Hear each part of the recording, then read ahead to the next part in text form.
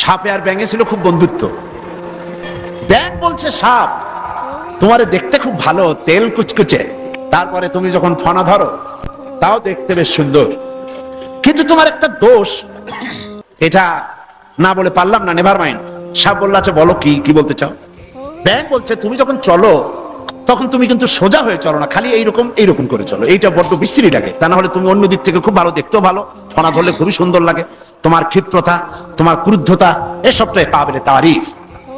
সাপ শুনে বলছে বেয়াদব, আমার সমালোচনা করার এত বড় দুঃসাহস কোথায় পেলি? ফনা তুলেছে, ফস করে উঠেছে। ব্যাঙ বলে ওরে বাবা, এত প্রশংসা করলাম, একটু সমালোচনা করছি, সহ্য করতে পারলি না? ও দিল লাভ, ব্যাঙ লাভ দিয়ে পড়ছে পুকুরের মধ্যে। এখন ফস করে উঠছে, পাশে ছিল এক রাখাল।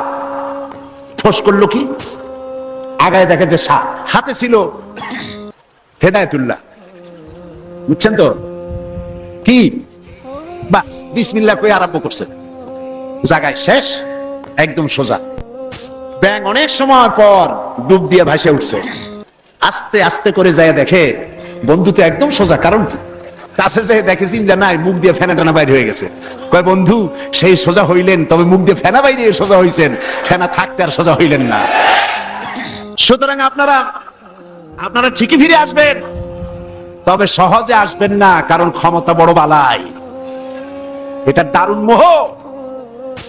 আল্লাহর দিকে ফেরেন। আমরা মানুষকে দাওয়াত দেই কোরআনের দিকে। কোন দিকে? অবশ্যই কোন নেতার দিকে। জিন্দেগিতে বলি নাই অমুক নেতার পিছনে লাইন লাগান, বলেছি?